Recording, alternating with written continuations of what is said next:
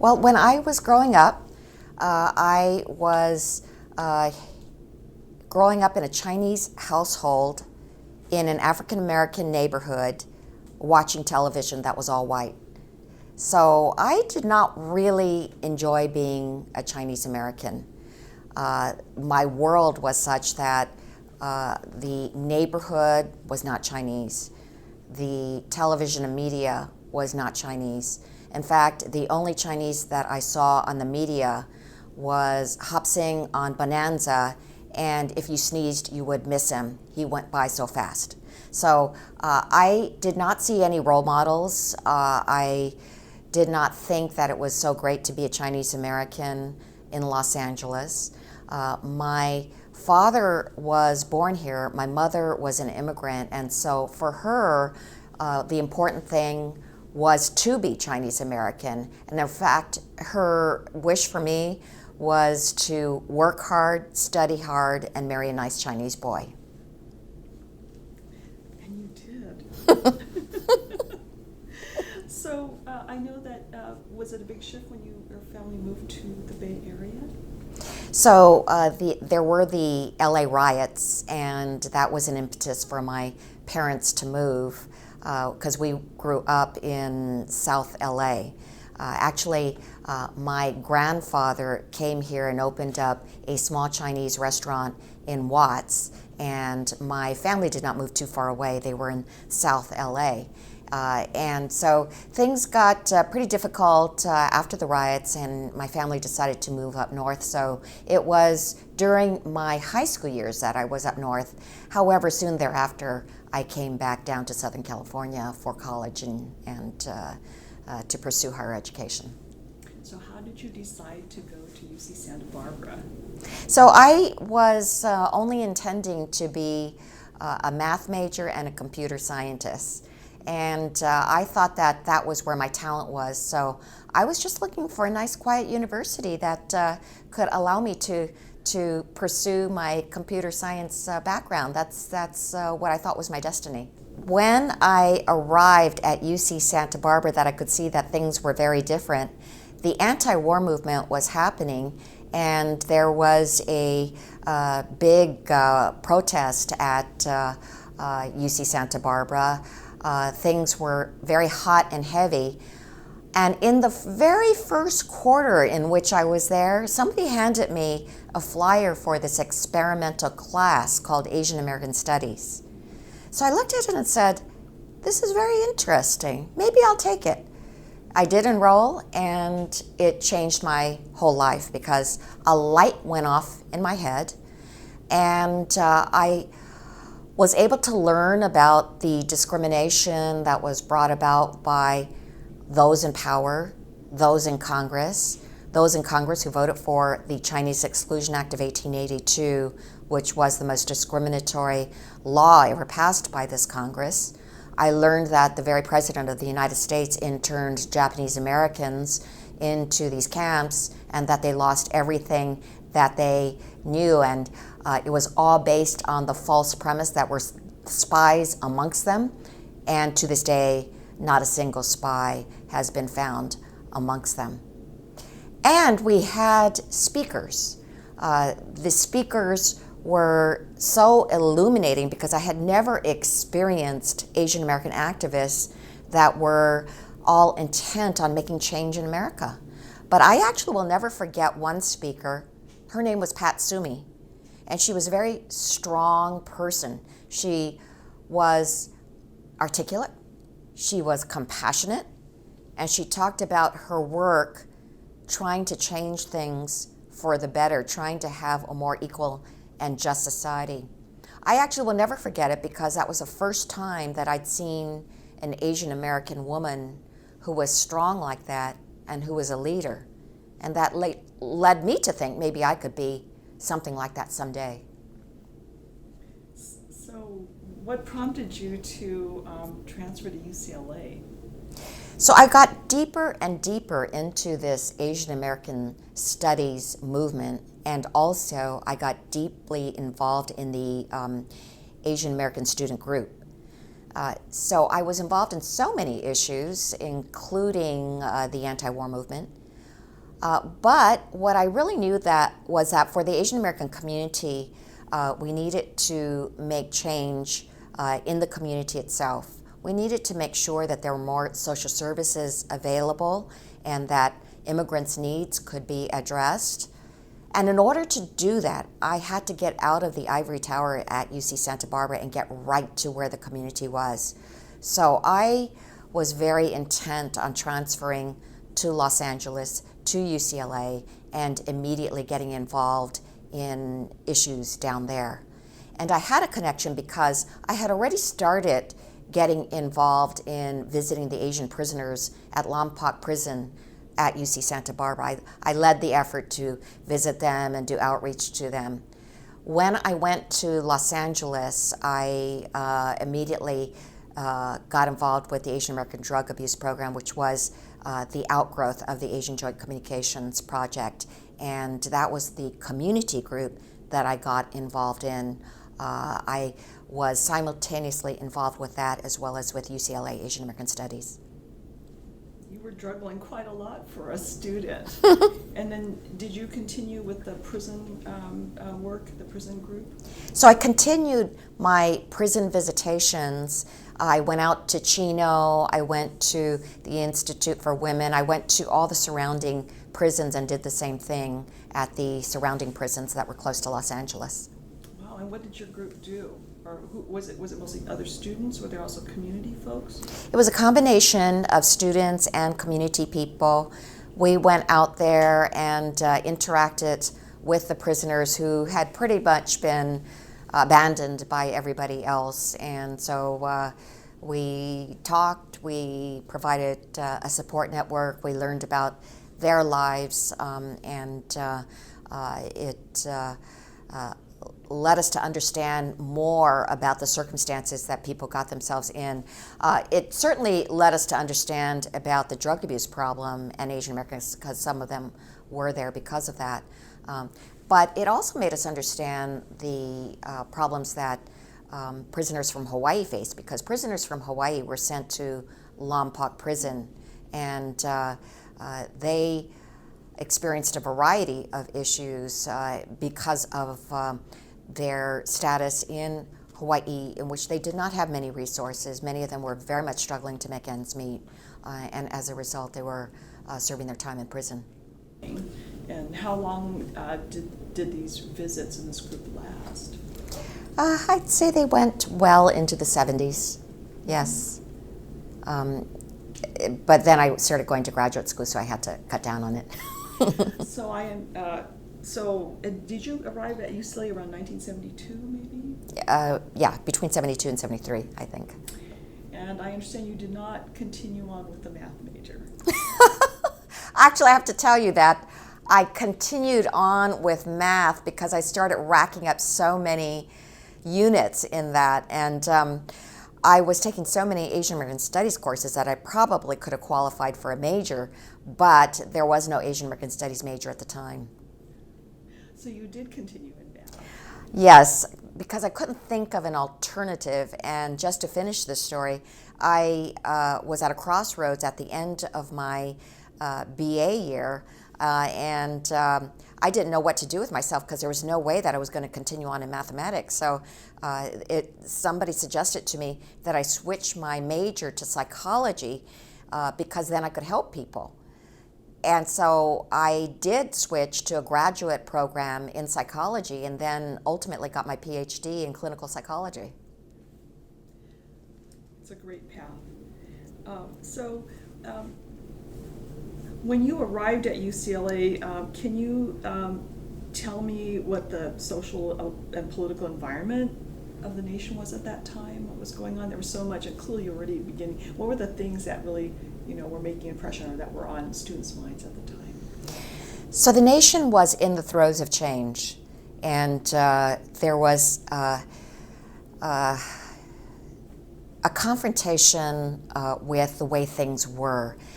There was a recognition that we could not have the status quo, and that that the status quo needed to be challenged. In particular, of course, there was the anti-war movement, and it was very clear that the war could not continue as it was. So I was involved in anti-war efforts both at UC Santa Barbara and UCLA. However, there was also the whole ethnic studies movement. And remember, when I first took my Asian American Studies class, it was still an experimental class. But when I went to UCLA, it was still an experimental class. It was not in a department of its own, though Asian American Studies was indeed housed in Campbell Hall. Nonetheless, there was not the kind of established program that one could hope for. And so there was always a battle to make sure that ethnic studies could be supported, and in particular that Asian American studies could be a very strong part of that. Thank goodness Campbell Hall was there, because it united all of us, all four of the ethnic studies programs, and we had a great deal of work done together on these issues. Wow. So were Asian American student activists also interacting with or doing coalition work with African American students and students with American Indian Studies and Chicano Studies? Oh yes, there was constant interaction between our different ethnic studies departments, and students from these four areas interacted constantly. Were there any particular initiatives or things that you participated in these sort of multi-ethnic pushes? Yeah, I can't remember offhand any particular event that we worked on. Nonetheless, when there were rallies or actions, then we would join together. It sounds like you had some pretty major reasons for shifting to UCLA and certain expectations of it. How did that compare? Was there a gap between your expectations and your experience, or was it pretty much consistent? When I went to UCLA, I was just so energized. I was energized by all the activism that was going on at UCLA and in the community. And so being with Asian Joint Communications and the Asian American Drug Abuse Program allowed me that opportunity. But also, I have to say that UCLA Asian American Studies was also deeply involved in the community. And they made sure that all the Asian American Studies classes had that kind of involvement. Of course, I immediately started taking Asian American Studies, and we would have projects in the community. I remember when Rest Haven Mental Health Center was going to be shut down, and we went down there to fight against the shutdown, but that was right in the center of Chinatown, and it would have meant that such services would have been gone. I also went on the Manzanar pilgrimage because of UCLA. And of course, I went and did one of the most meaningful things I've ever done as a student, which is to help build Agbayani Village for retired Filipinos.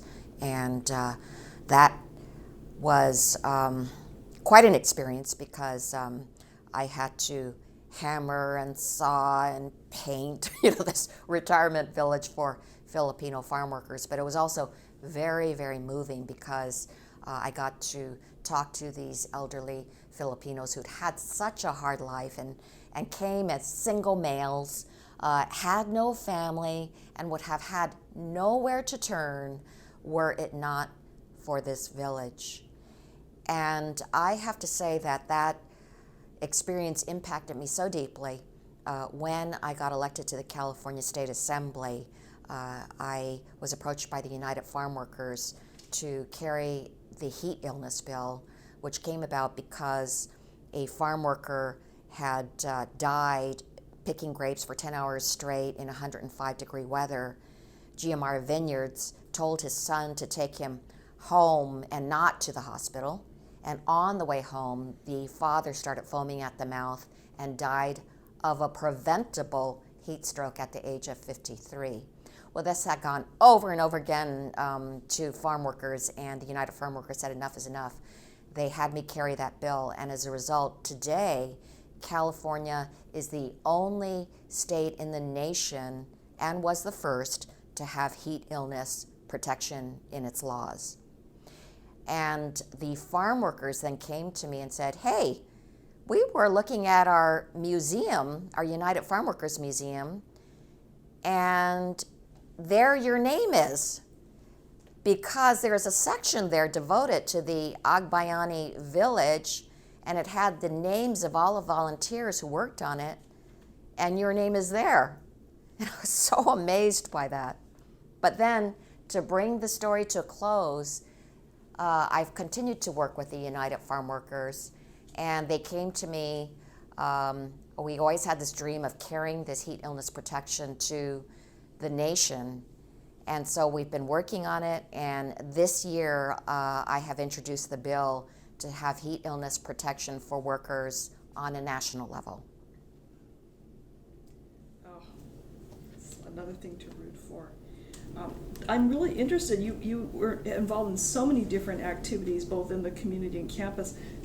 Can you please tell me a little bit about more about Asian Joint Communication? You mentioned this group that was so instrumental, and I have actually not heard about this group.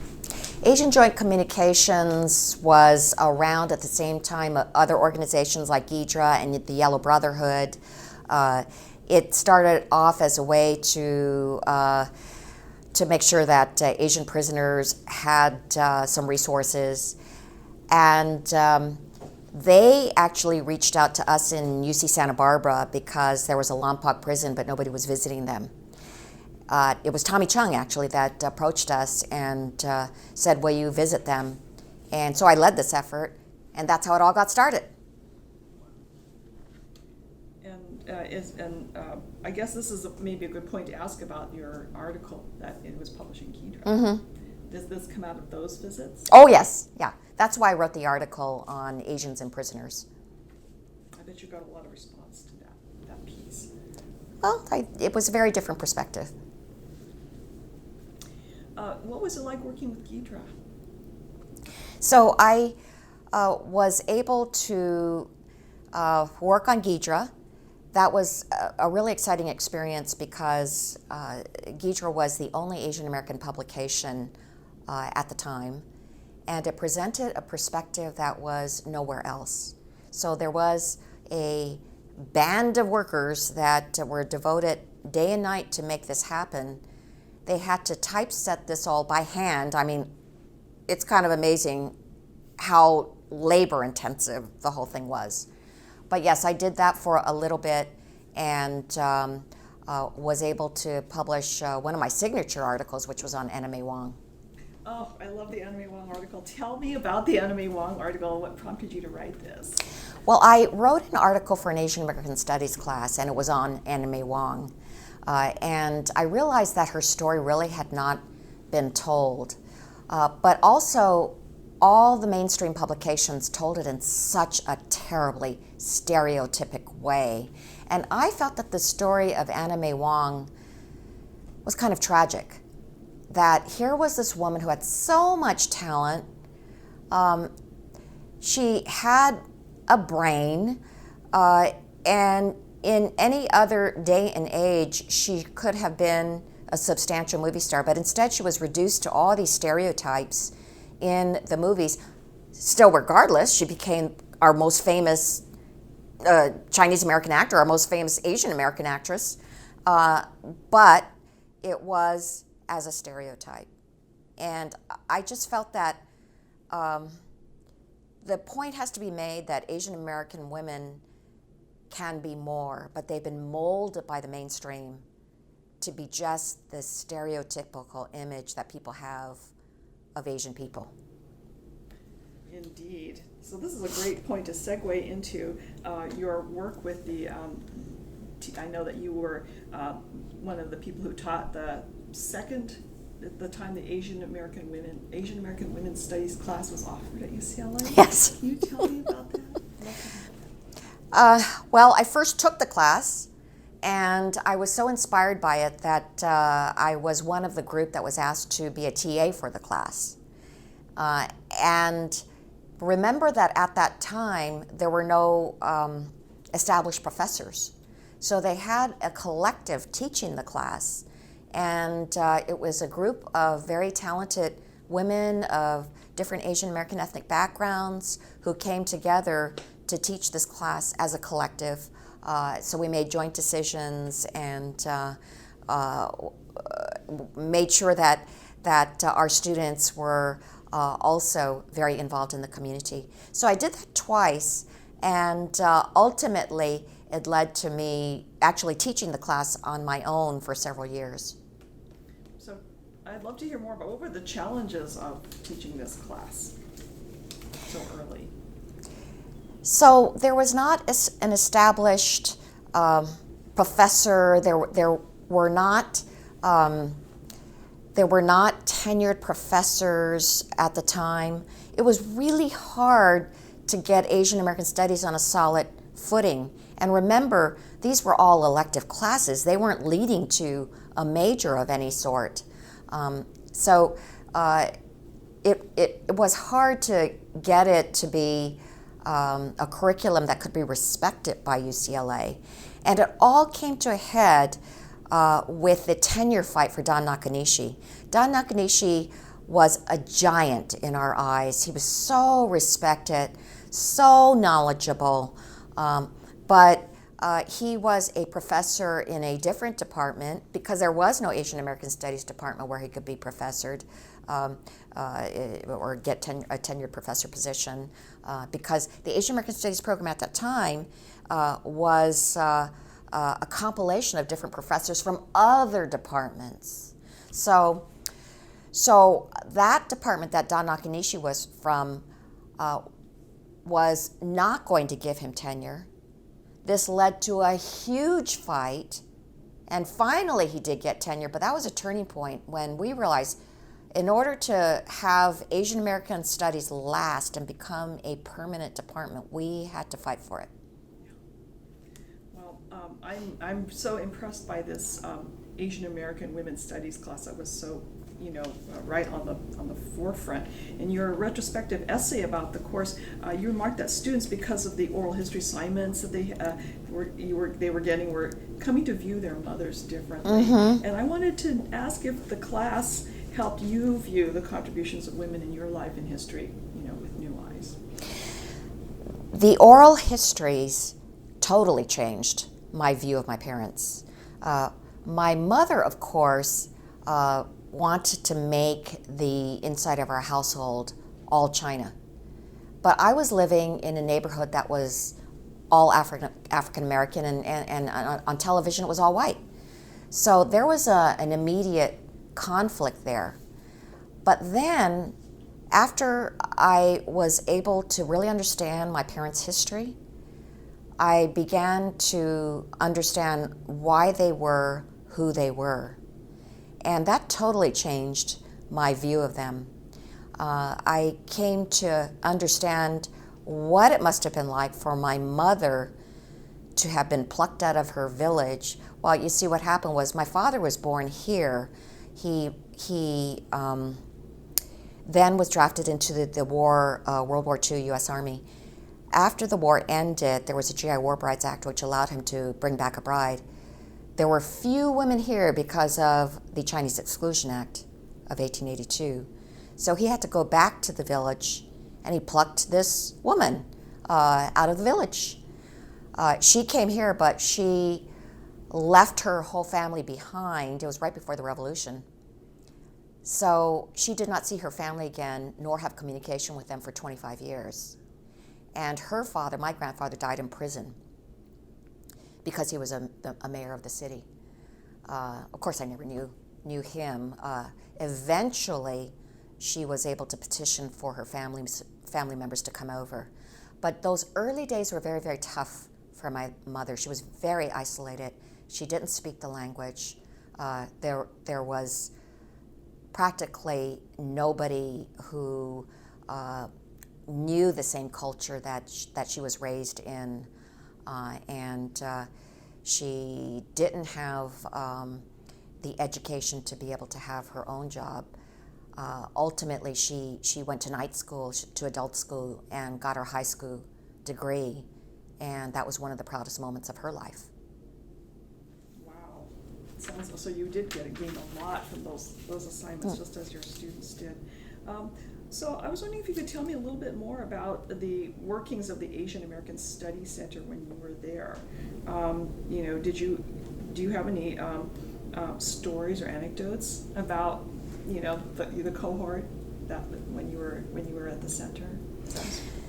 Yes, it was so important for us to have the Asian American Women's Corps, and there was a collective that came out of that.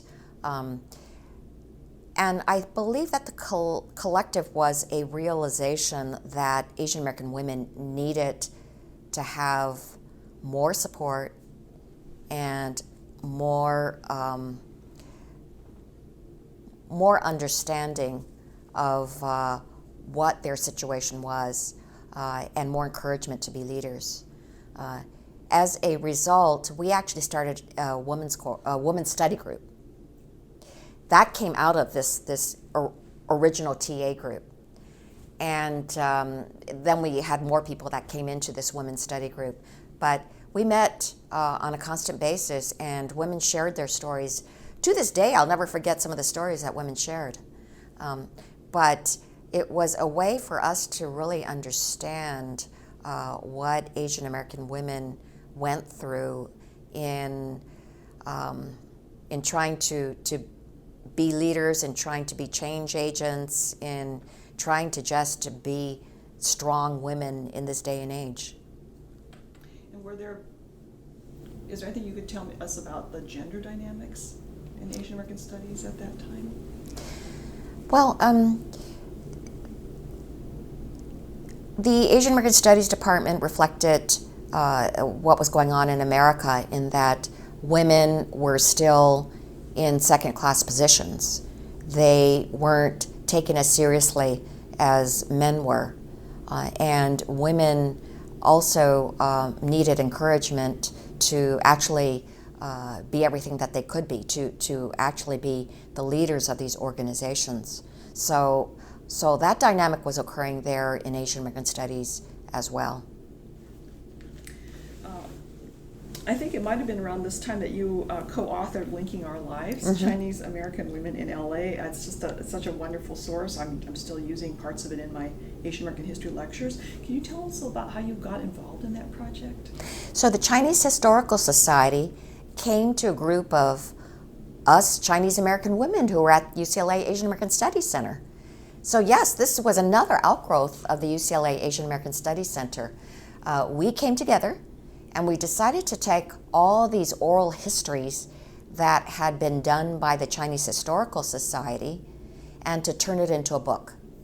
So we divided up the chapters, we pored over it, and we were able to come up with that book, which, by the way, was the first published book of the Chinese Historical Society of Southern California, which is why they are so proud of it. But also, we were able to tell the stories of the earliest Chinese American women of Los Angeles.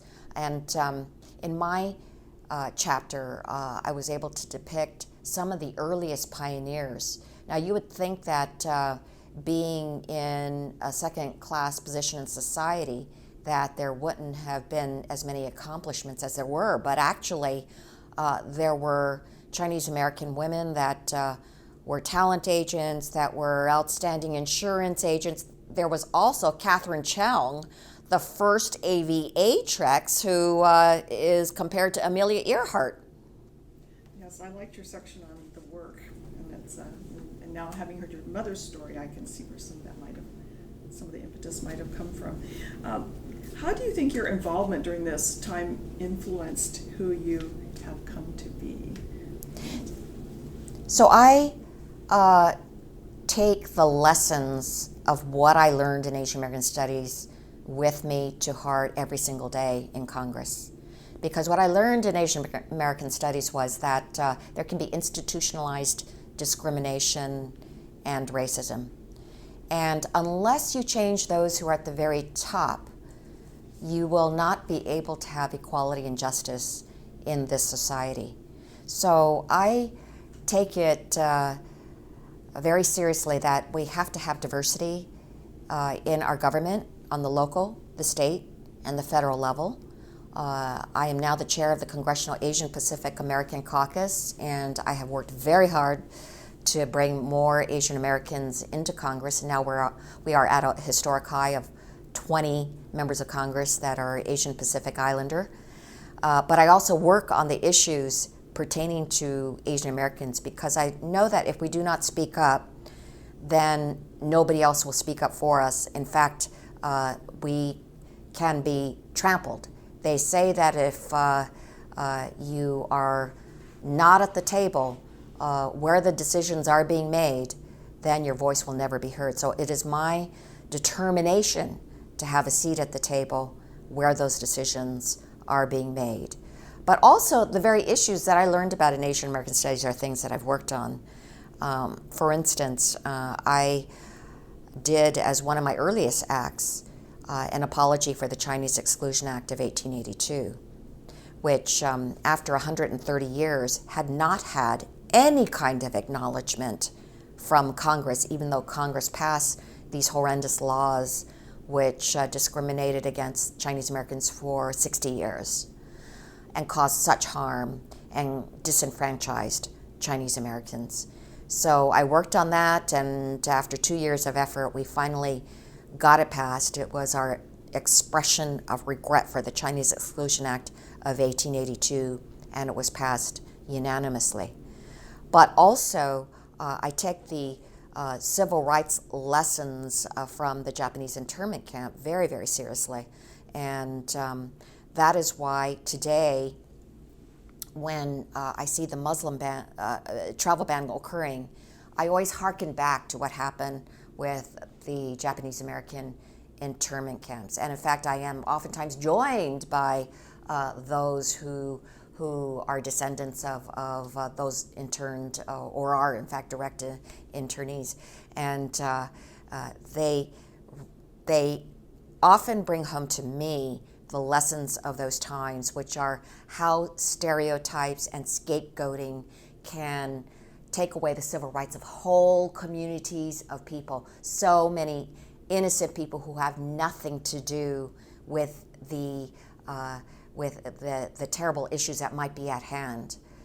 And that's why there has to be a coalition of people who will speak up for those whose rights are being taken away. And the lessons of coalition building and having a stronger voice for an equal and just America are so intertwined with all of this. That is the lesson that is always front and center for me. We just have a few questions. Okay. So Okay. Yeah, we could keep so on. gracious. Yeah, just Thank for you. a few minutes. Thank you for being so gracious. Thank you.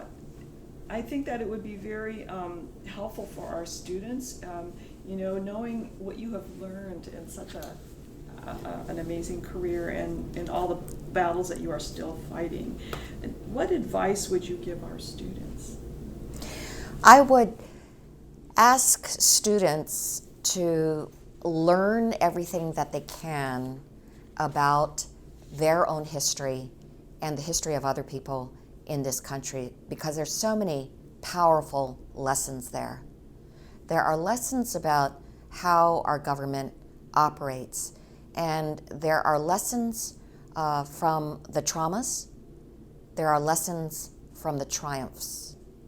And we have to know what terrible things have happened, the massacres, the lynchings, the terrible laws that have been passed, the internment camp experiences.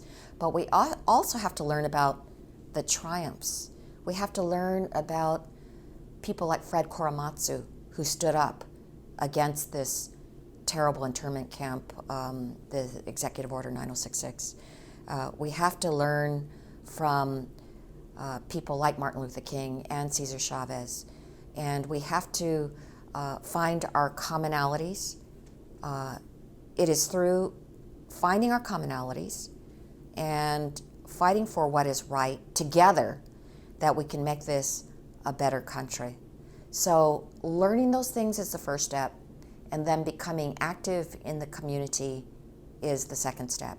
So doing something about it, being able to be the advocate, the activist, and also working perhaps from within. It's not everybody's kind of thing to do. Nonetheless, I have to highly advocate that people participate in changing government from within, from being elected to office, from introducing the bills that can right the wrongs of the past, and that can also move our country forward.